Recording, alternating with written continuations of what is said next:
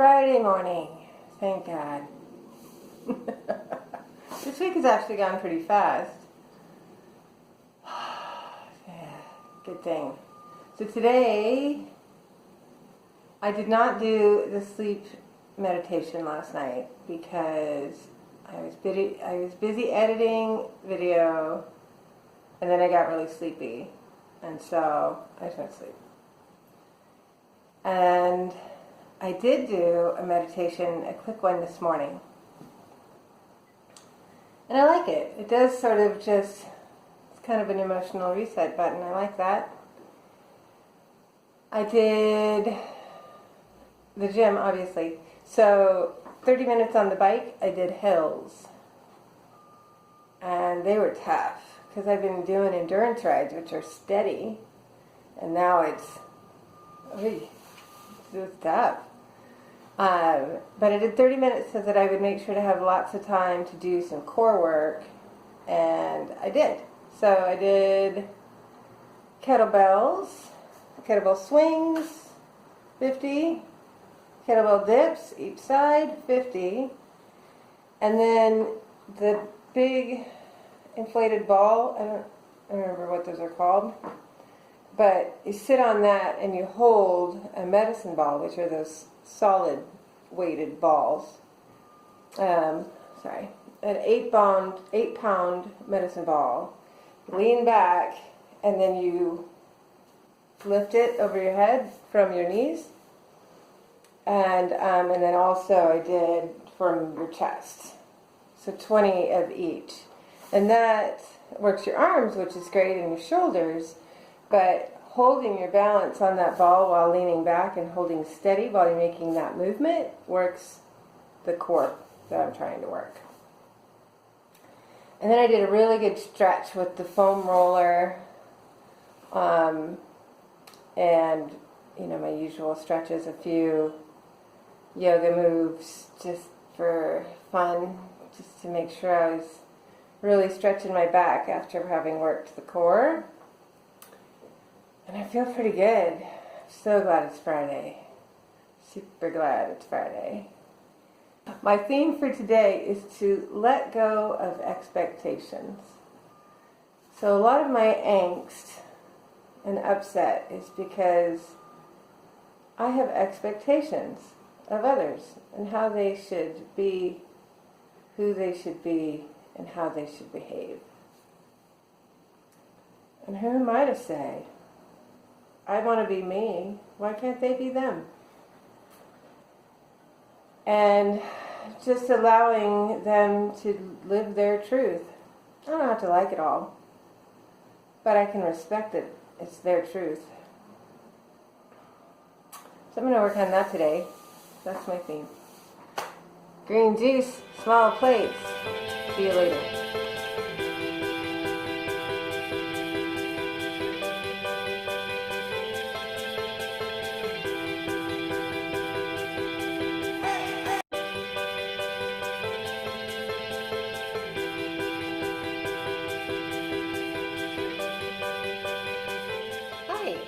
It's Friday night, and I'm home. And it was a good day. I had green juice, sauteed spinach, 1 fried egg, and 1 scrambled egg, and 1 piece of bacon for breakfast. I only had 1 fried egg because there just weren't that many fried eggs, and I didn't want to take them all, and others might like some too.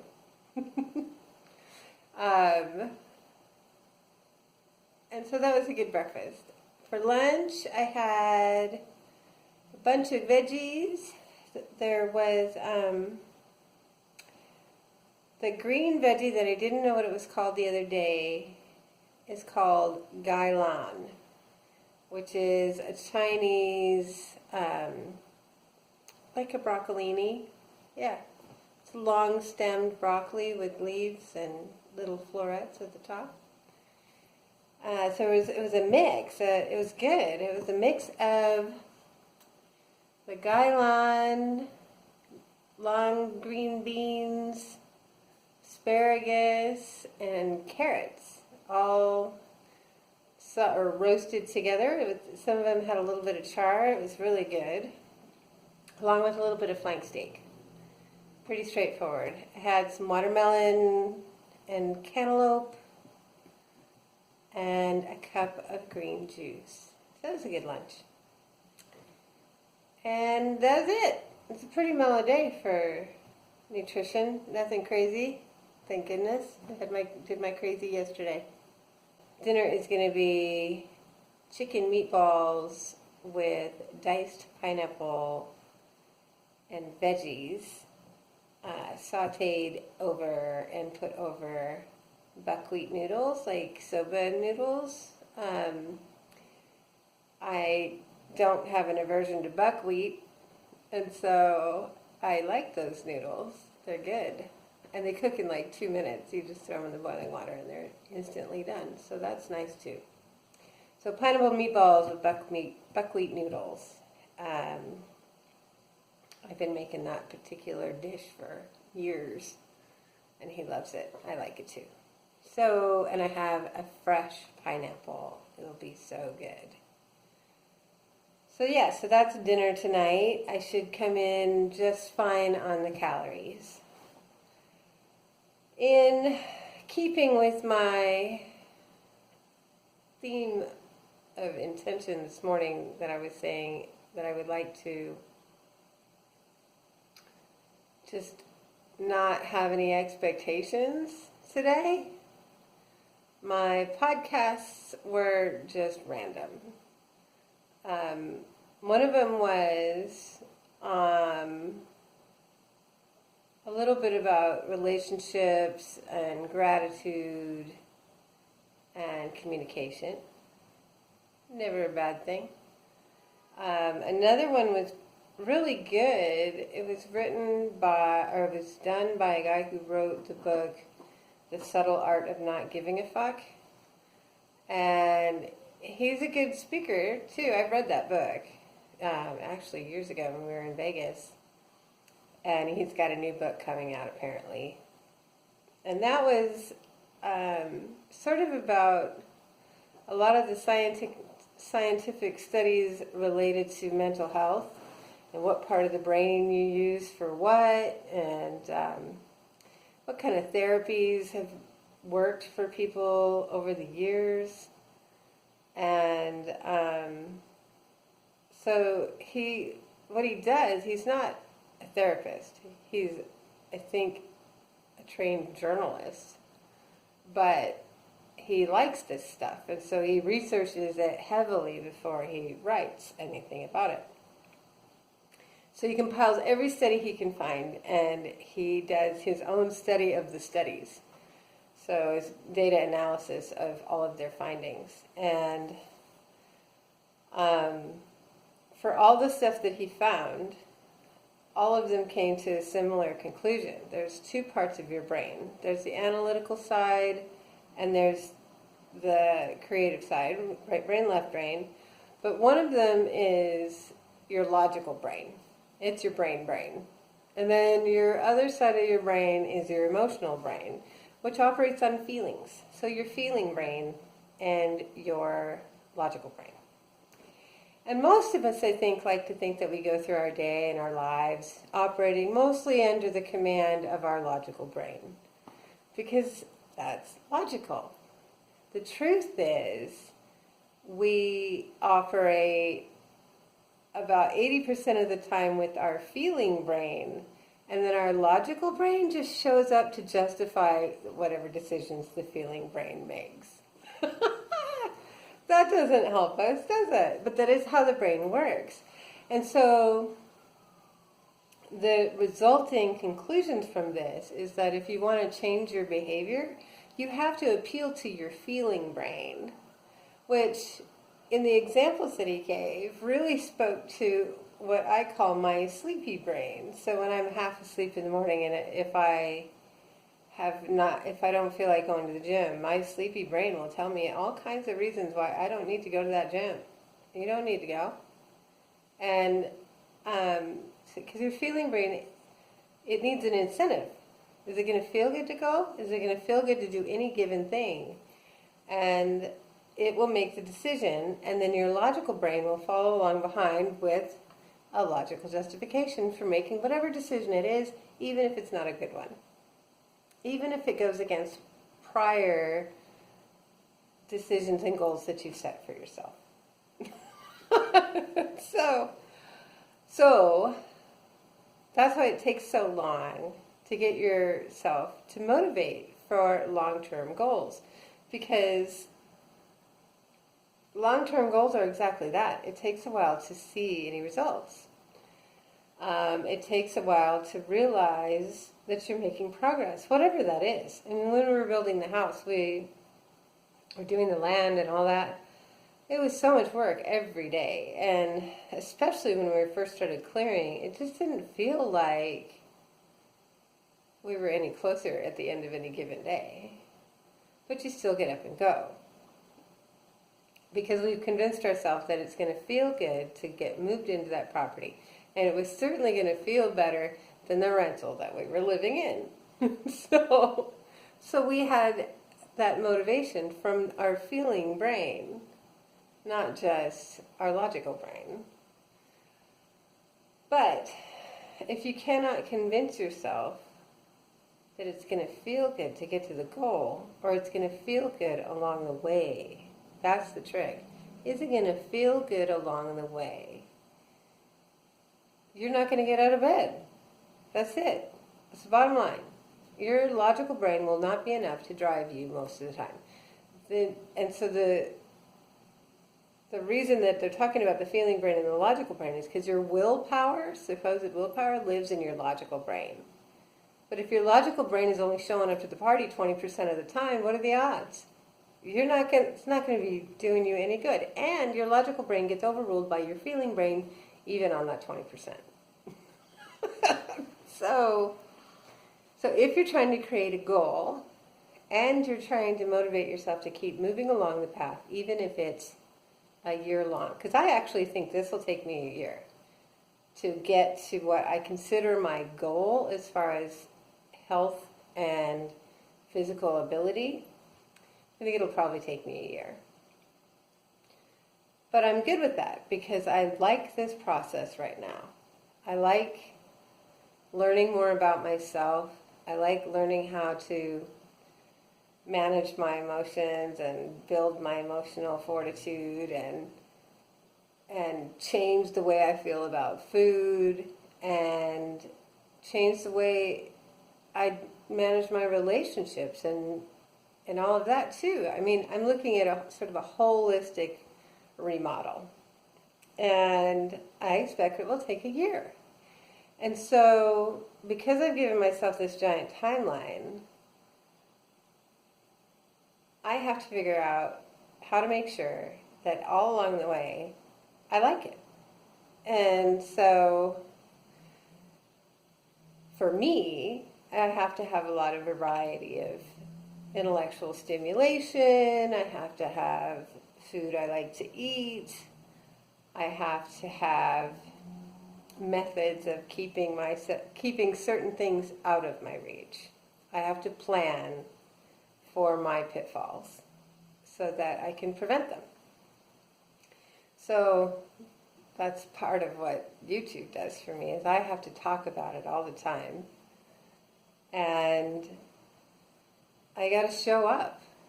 And so it keeps it in the front of mind for me. But yeah, so that was really interesting to hear about. And that to maintain any level of hope for success in your feeling brain, you have to find ways of convincing your feeling brain that you will continue to feel good the whole time, not just at the end. Because what we often do, especially in weight loss, is we say, okay, this is going to be great when. Well, no, it might be great when, but what if you never get to when? And your feeling brain doesn't give a shit about when. Your feeling brain cares about right now. So what are you doing right now that's going to make you feel good. And so make sure you're including some of that all along the way. Right now, I have convinced my feeling brain that it likes to go to the gym. And I do like to go to the gym. It's such a funny thing, because I went regularly for, oh, it's probably 6 months, 5 or 6 months. And I had much more weight loss and progress then than I do now. I was doing CrossFit, and it was really aggressive. I was doing CrossFit and spin, so 2 trips to the gym a day for on most days for like 5 months. And it really worked. And I thought I liked it, but then I had a surgery and I never went back. And I didn't particularly miss it. But I think I was just doing it because it was my routine. And I did enjoy aspects of it. But the food had always remained a big focus. I was still continuously obsessing over the menu, over making these elaborate meals. I made them healthier, but I was still doing that step. And so I think this time, because I've taken a lot of the pressure off of the intensity of what the workout has to be and the frequency. I mean, granted, I go every day, but I don't go twice a day. So there's that. And then also, I just don't force myself. I want to work hard and I want to feel good, but I don't force myself to go so hard that tomorrow I can't get up. Like my muscles are so sore. And that I can't climb a set of stairs without holding to the railing for dear life for my sore quads. So I've definitely reduced the intensity of the workouts, which I think makes them more sustainable for me. And I have completely changed how I manage food in our house. And so, well, Lervin does what he wants. He's got his snacks, but I don't actually feel tempted by his snacks because I call them his, which is fine. And so I think the changes in the food have made a big difference. Now, how that goes when we start rolling into holidays, and even this coming week, we're going to have people in town, and there's going to be more restaurants and things like that. So how that rolls into social and family and celebration stuff, I don't know. We'll have to see how it goes, because it has to be sustainable. It has to be a lifestyle that I can manage no matter what I'm showing up for. So this coming week, we've got people coming into town, a whole lot of people, and it's going to be great. But then also next weekend, I'm going to Portland, and I'm going to a party. And I have no idea what kind of food it will be. It's a potluck. And so, I mean, who knows how it's going to go? I have to figure out how to be me in that context.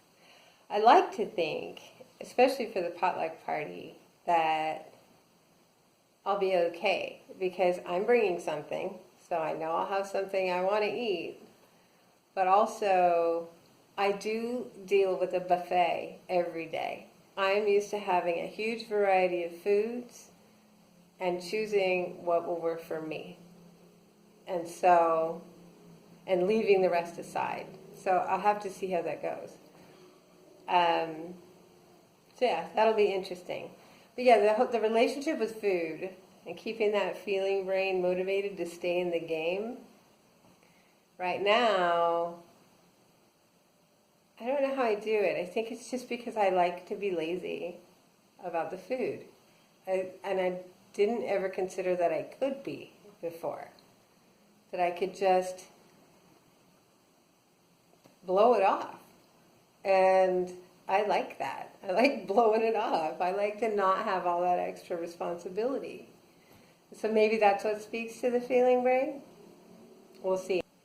Anyway, so that was an interesting thing. The feeling brain and the logical brain. And as much as we like to think that your right brain, left brain is your standard mode of operation, your feeling brain is doing most of the driving. That's so funny. So that was an interesting podcast. And the rest of the time I listened to just some entertaining music and podcasts that literally have nothing to do with any of my current goals, which was nice. It was a relaxing day as far as work goes. So that's it. I don't have anything profound for you today. That's really my only little nugget. I think I'm going to keep doing the meditations because I like them. It just gives me new ideas for how to set my intention and what kind of mindset do I want to be in, and that I can choose. It serves as a reminder that I can choose the tone of my day a little bit, and I like that. So you guys have a good Friday night. Have a great weekend.